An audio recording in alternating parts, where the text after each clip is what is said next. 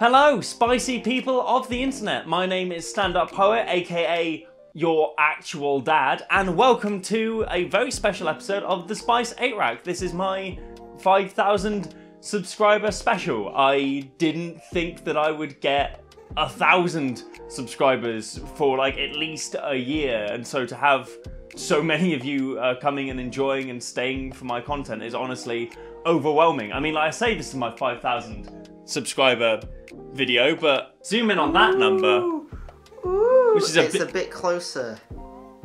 And that's a wonderful introduction to my beautiful sound man and best friend, Rowan Woolsey is behind the camera, and he is going to be asking me some of the questions that you have asked. He's kind of like a querysome middleman, a sphinx with a day job. It's actually kind of a cool... No, I like that. Yeah, like that. Sphinx I'll put that in accountant. my Twitter bio. Sphinx accountant. I'll take It's that. the new Azorius card. I kind of dig it, actually. So yeah, we're just gonna dive straight into it with the Q&A. Let's go. All right. First up, how/when did you get into Magic, and what's your favourite set? We started at the same time. We started at M14. No. That was the first set that came out when we were playing. But we started by buying like Gate Crash and Dragon's Maze and M13 as well. We started by those packs, and you had a couple of Innistrad cards, you said. Yeah, Innistrad Precon. Yes. Very exciting. I know, and you beat us all with it. It got me into Rakdos. It did, and I think I got into Mill at that early point. Yeah, because you had Demir, didn't you? Yes, I had Lazav Demir Mastermind. He was the first mythic rare I ever opened. Which was exceptionally exciting, and also the first mythic rare I ever traded for. But yeah, that's when we got into Magic. So only like, I think 6 years ago we got into it. So we're quite recent into the game. In terms of sort of my favorite set, I have to say I really enjoyed Khans of Tarkir. Pre-Sarkhanvol's meddling. A lot of people have been asking why I don't like Dragons of Tarkir so much. And I think part of it is very subjective. Like, if you like dragons, you're gonna like Dragons of Tarkir a lot more than Khans, for example. But for me, on a mechanical standpoint, Khans was a lot more interesting, had more mechanics that were better. You know, Raid has more of a design space than Dash, for example. And Prowess became a evergreen mechanic, whereas Rebound was, ironically, not as good the second time over. And also, in terms of the story, I found that in the Khans of Tarkir storyline, you've got orcs going against one another, you've got Naga vying for control, you've got zombies. It's all sort of, it feels very much like a cornucopia of different tribes and races, whereas with Dragons of Tarkir, because we were shown in Fate Reforged that dragons can just gank every single Khan easily, pretty much. There's no real stake to any like human versus orc conflict because it doesn't matter. All that matters is what the dragons decide to do. So I think Khans of Tarkir, pre-Sarkhanvol meddling, Tarkir is my favourite plane. Nice. All right, next question. Let's go. All right. I'm rolled up. An important question about the origins of the name. Where does Spice 8 Rack come from? What is it? If you remember in my top 5 Flavour wins of Ravnica Allegiance, which potentially you didn't, it was my worst performing video on the channel, I said that I hated puns, and I want to walk that back a little bit. I do dislike a lot of puns, but puns that are clever I do kind of like, and I like to think that my name is a clever pun. I will actually talk more about the differences between bad puns and clever puns in the comedic flavor text video that I'm currently working on. Plug. But my name, Spice 8 Rack, half of it is from the modern deck, the 8 Rack, or just 8 Rack rather, which is a mono-black discard sacrifice deck where you're relying on your opponent having very few cards in hand. You're playing things like Liliana's Caress, the Rack, which is where the deck gets its name from, and Shrieking Affliction to punish your opponent for discarding cards. The spice part of that, you know, a spice rack is something you use to season your food, add a little bit of taste, flavor. Flavor was obviously what I was, that was That was the joke. Yeah. So yeah, a spice rack adds taste, adds flavour to a food. So, you know, you've got the spice rack, the 8 rack, you smash them together, you got the spice 8 rack. And my logo, this is something that other people were asking as well. My logo is supposed to be one of the gargoyles from Shrieking Affliction, which is a key component to 8 rack decks, with a little chef's hat on. But because I made it in Illustrator in like 5 minutes, it looks nothing like that. And I'm actually going to be reaching out to an artist friend of mine called Huatli the Pirate, who does phenomenal artwork to get a proper logo designed by her, and I'm really excited about that. So stay tuned for that. Moving on to a question from Yuzuki1337. Nice. Leet. So, what is your favourite deck to play in any format? And also, what's your least favourite deck in any format? Favourite deck to play in... I only really consider 2 formats when I'm thinking about what I'm playing, and that's either Standard Constructed or EDH. And in Standard, I am a die-hard mono-black aggro player. It's what I played when I first got into playing in FNMs when I was playing Theros. I had a deck with... It jammed, I think it was like 4 Masters of the Feasts, 4 Harbinger of Sorrow, 4 Gnarled Scarhide, like cards like that, jammed into just like a mono black shell, and you just punt it out. And I used to do like, you know, maybe 3 in 1, which is pretty cool. But yeah, that's the favourite deck I have for Standard Constructed, and also potentially Modern as well. But in terms of EDH, I like decks that are either a little bit unusual, or play more into the politics of the game than just I'm gonna play, you know, Mind's Desire and combo off and win. You know, those decks I don't particularly like. I feel like you end up playing Solitaire a lot of the time with those kind of decks, and you're just hoping that someone doesn't have a counterspell. Whereas decks where you're hoping that someone's going to attack someone else, and you're trying to coerce someone else to give you some extra mana, or you're giving some mana to someone else, those decks I really like because they actually play with like the psyche of the players. On that flip side, really don't like Solitaire-esque combo decks, and I really don't like hard prison control. Yes, it's fine to have. I have a mono-white tax deck, but there's always a way to get through the wall. I never want to like prison myself off or prison another player off and just not let them have fun in the game. That just doesn't seem like a good time for anyone for me. So decks like that, decks that aren't fun, are the decks that I don't like. Got a question from Ray Jude Tubbs. Stay out of my tubs. What is your favourite deck in the Standard right now? So I don't play Standard, but I will say that I like budget decks that do well, because I truly believe that Magic is a game for everyone. The idea that in order to properly like push through and succeed well in an FNM or at a PTQ or something like that, you have to drop $400, $500, $600 on a deck, just doesn't sit well with me. So at the moment, and this isn't just me being biased because Autumn is a Brit and they won the Mythic Championship. But I love the fact that Mono Blue Tempo, which is a $91 deck, is currently tier 1 and considered at the same level as things like Sultai Midrange, which is, you know, historically a very expensive deck to build. So those kind of decks, love them being in Standard, and I love Mono Blue Tempo being in Standard. Alright, Arctic Man asks, just out of sheer curiosity, what's up with the nail polish?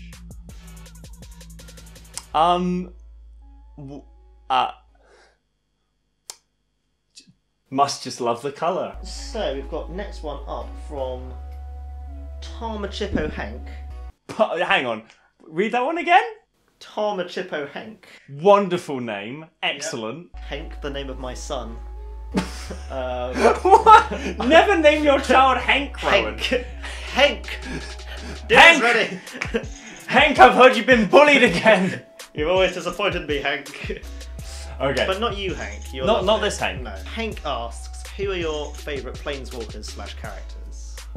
Ooh, both of them are in an EDH deck that I have, actually. So in terms of Planeswalkers, my favourite character is easily Doretti. Not only because I have a soft spot for goblins, and not only because he's a disabled planeswalker, which is, I love that just little bits of representation go a long way within a game like Magic the Gathering, so I'm really, really thankful for that. Oh, sort of to tangent from the tangent, there was someone who left a comment on, I think it was my last video, where I sort of lampshaded the fact that me saying the Tezzeret was alright was and like being ableist, and they commented something like unsubbed didn't like the word ableism, or like you used ableism. Do you not believe that ableism exists? Is that my local LGS can't be accessed unless you go down a flight of stairs? What are you talking about? But yeah, so Daretti is easily my favourite planeswalker. He's got a really cool aesthetic. I love the fact that he's gone back to his home plane to dismantle it. I think that's a really, really fun idea. So he's easily my favourite planeswalker. And in terms of characters, Daretti is the lieutenant of this deck. The commander of that EDH deck is Faden of the Third Path, which, if you haven't heard of his story, and I'm gonna try and get this right, he was an artificer alive during the time of the Brothers' War, where Urza and Mishra were duking it out. And he and a group of other artificers chose a third side, the Third Path, and trying to work out a way to bring an end to the conflict. And unfortunately, his wife got killed during some kind of like chemical attack done by one of the sides. And he spent the rest of his life desperately trying to rebuild her. And we can see that beautifully in the flavor text on his card, She Will Come Back to Me, and then him solemnly holding this robotic skull, and in his ability to return creatures from the graveyard as artifact creatures. He is easily one of the most tragic characters of the whole of the Magic the Gathering canon, and I think that's really saying something. I absolutely adore Faden of the Third Path. So, while we're on the Planeswalkers loose thematic wave, yes. How likely do you think it is that Garruk will kill Liliana? So I put this question in part because I wanted to answer it, but also partly to explain a little bit of stuff that I got wrong in the last video. I'm very much not perfect. A lot of the focus of these videos is to make fun content, and occasionally I might get some lore wrong, so I do apologise about that. But having said that, there was a little bit of confusion within the comments as well as to exactly what is happening with Garruk. So to sum up, I did some research into this upon preparing for this Q&A. So Garruk currently has the Hedron that used to be an Obnixilis embedded within him. That happened at the end of Duels of the Planeswalkers 2015, which some people probably played that game. And what that meant is that his power was significantly reduced, and it is implied that the curse was lifted as a result. It doesn't, however, mean that his spark was removed. Obnixilis' spark wasn't stopped when the Hedron went inside of him. That happened after. What happened was he was cursed by the Chainveil himself, went to Zendikar, tried to harvest some mana from the plane to rejuvenate himself, but the chaotic mana caused his spark to disappear. And in a sort of anguished rage at being trapped on this plane without a spark, he began destroying things. And Nahiri then went along, put the Hedron inside of him, and cooled his powers down. That's why his wings fell off. And when his Hedron got removed, that's when we got Obnixilis Unshackled. Now, it's important to note he wasn't a Planeswalker at that point. He was still a legendary creature. His spark didn't come back as soon as the Hedron came out. That happened after the fact. He tried to go to, I think it was the Kalani Heart, to restore his power. He became a Planeswalker after the Hedron came out, but not because of that. So, Garruk's spark isn't confirmed to be gone, but it is confirmed that he is significantly depowered, and potentially he doesn't actually have the curse of the Chainveil anymore. As such, I think it's very unlikely that he's going to kill Liliana in War of the Spark, and I also now don't think it's particularly likely that he's going to turn up as a secret weapon on Bolas's side, if he's going to turn up at all. So that's my thoughts on Garruk, and a sort of little walk back of some of the stuff I said in the last video. Before you dismiss Dack Faden so easily, what if he is the one who steals the Immortal Sun from the Bolas in the end? Who else would do it if not the greatest thief in the multiverse? So this one, I put in mainly because I think if Dack Faden could steal the Immortal Sun, that could be a very interesting thing to do. I don't think that's going to happen, but the main reason I put that in is because that question conjured up in my mind this really wonderful image of you've got Tezzeret and Bolas and Dovin, and they're all duking it out with all the other Planeswalkers, like the Immortal Sun's behind them, and it's their, you know, they're at the top of an Azorius spire or something like that, and Bolas is commanding his zombies, and Tezzeret is throwing Ethereum everywhere, and they just hear, like, from behind them, this gentle scraping, and they all slowly turn around to see that Dack Faden is like he's got his back to the Immortal Sun, and he's trying to like push it into like a lorry or something to drive away. And I just love that. I love that idea of Dack, who is a very good thief, but I can't see that sort of like buffoonery happening with his character. I think that would be a beautiful moment. He could steal the Immortal Sun, but it is important to note, whilst he is a great thief, the Immortal Sun is like 15 feet tall and a massive sort of sphere of magic and rock. So I'm not entirely sure how far Dack Faden's thievery powers go, if he's just a good thief or if he can like touch something and it disappears. I'm gonna have to do some research into exactly like the power level of Dack Faden. But yes, that's the power level of Dack Faden. Oh, I only used like 1% of my power to steal the Immortal Sun! Shaggy Spark. Alright, question and answer. Will Shaggy be in War of the Spark? Answer. Confirmed! So X-Rag asks, Minotaur? Am I missing a joke? Right. How do I say Minotaur? Like, in the bloody, the Goblins video, I thought I was just doing a funny bit and saying, oh, you know, it's Minotaur, not Minotaur. And, like, now there have been people in my comments going, no, you're saying it completely wrong. Like, bro, how do you say Minotaur? Do you... Right, I say Minotaur. Okay. But, Alright. Is it an English thing? That's what I'm thinking, but I don't know anymore. You've caused me to have, like, an existential crisis of my own language. So, yeah, I have literally no idea. I'm going to keep saying Minotaur until someone from Greece actually comes along and tells me to say it differently. Even though, as we all know, Greece is a conspiracy theory designed to sell us olives. Istvan, human or Istvan? The fans need to know. Also, is there any place we can find your poetry? Oh, cool. If I'm being pragmatic, it was errated to be a human. But if I'm being me, it's Istvan, and you should make Istvan tribal decks to bring to your local modern tournament this next Friday coming. As for my poetry, there are a couple of bits online that you can look up. You can look them up on social media as well. If you look me up on Facebook or Twitter or Instagram at StandUpPoet, you're likely to find some stuff. There's some stuff on YouTube, which... You should definitely link Blue Laugh. I think you have to give the people what they want. I don't think the people know what they want until they click. Just somewhere up here, there will be a link to one of my poems, which I performed at the Royal Albert Hall. Which, if you are English, you'll know that's a big old theatre where they host a Royal Variety performance. And if you're not English, it's like Prince Philip's private cinema. Oh. Gotta keep the meme alive. Next up, NK Mason asks, if you could have any card from any set, what would you have and why? Black Lotus. It is worth 16,000 English pounds. If you took money out of it, I think I really want to build a Selesnya EDH tax deck with Garruk Teague at the helm. Like, no, you will play the fair Magic the Gathering game, thank you very much, that kind of deck.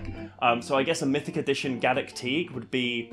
that would be like, if I could have any card, that would be phenomenal. I would love that card for sure. Right, next up we have a question from the Discord server. The bloody Discord server? Discord server? Is that the same bloody Discord server that for the lower price of $2 dues a month you can bloody have access to? Is that the same Discord server, bro? Well, that's what I've heard on the street. Bloody, you've heard it on the street. If you're Sparkling Knighted, what is the first plane you would visit? Lots of them are very dangerous. And I don't like the idea of necessarily going somewhere and then immediately getting attacked. So I think like Kaladesh would probably be the nicest place to go. It's full of, you know, ingenuity, full of inventions, full of fun, different species. It's got a little revolution aspect, which... big fan of that one. But yeah, I'd say probably Kaladesh. And before we answer the next question, I want to also quickly give a big shout out to my wonderful patrons, who you'll see their names just quickly pop up there. That won't happen for every video, just for like to celebrate the fact that I have a Patreon and there are people who are willing to donate money to me, which is overwhelmingly wonderful. I can't thank you enough, honestly, for that. But I do want to give a massive shout out to, and I did promise I'd say this in a passionate, almost lover-like voice, to Sky Johnson and Chris DeVos. Wow. Thank you so much for supporting the channel. Also, after filming Wrapped, Jabachi and Joshua M. Stefan became patrons, and I wanted to thank them as well. Oh. Alright, next question. Touching upon the kind of, the revolutionary little, joke.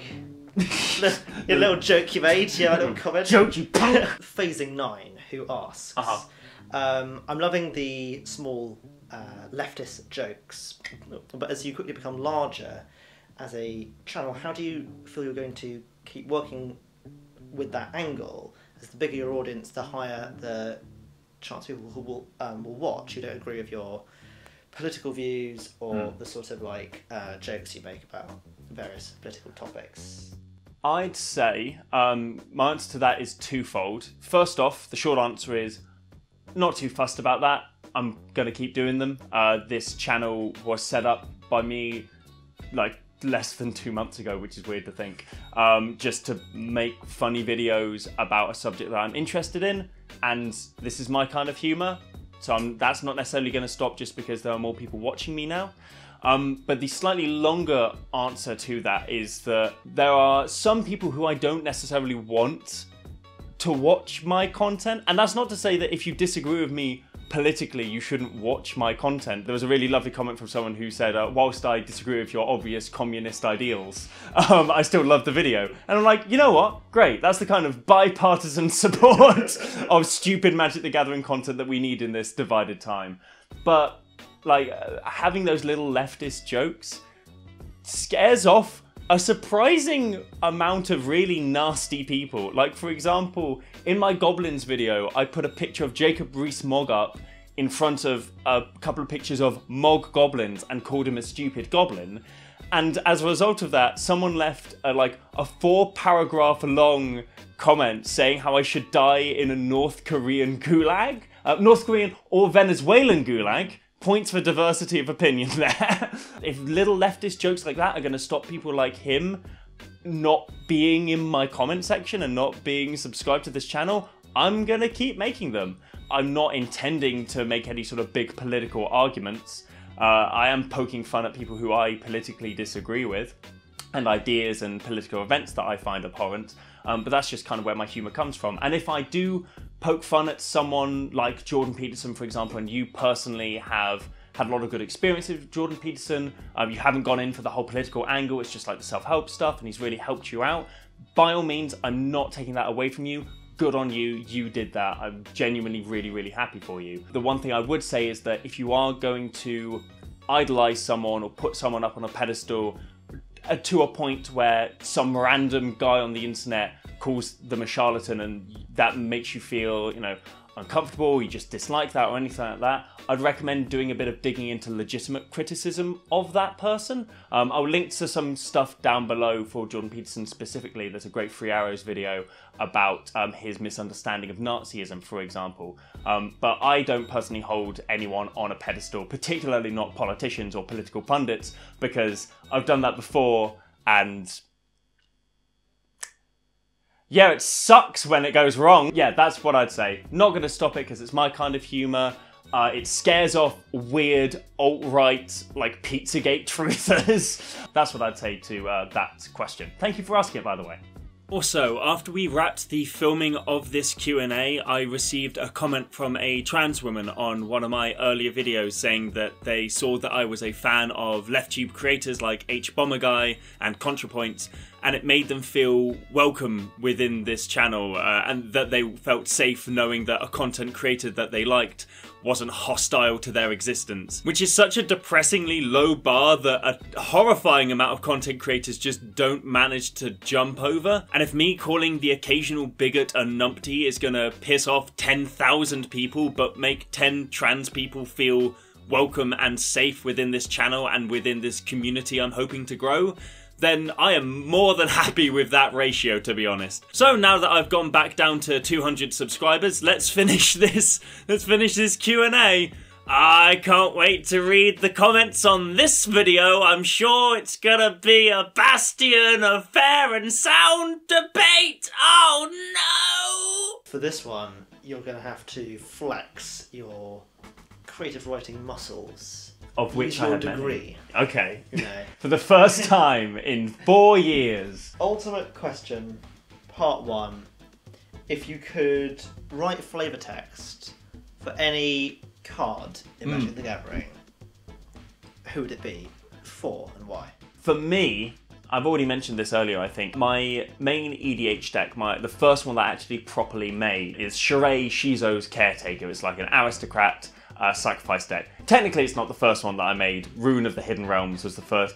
Yeah, the grin that you can't see appearing on Rowan's face proves that the less said about that bloody deck, the better. But I've always found it annoying that I don't actually know my commander. I don't know what they're all about. I know that they look after the spirits in Shizo, which is this abandoned and haunted battlefield, but I don't know about Shirei, I don't know about their character. So a little bit of flavor text that, if not explains what they do, because I think that's pretty clear, at least gives a little bit of character to Shirei. So a direct quote, something kind of ghostly, possessive of the spirits. Something that has a couple of, like, I don't know, ellipses in it, because there is that delay in getting the spirits back. I like the idea that Shirei is really kind of slow and methodical with actually getting all of her spirits returned to her. So something along the lines of, I don't know, come,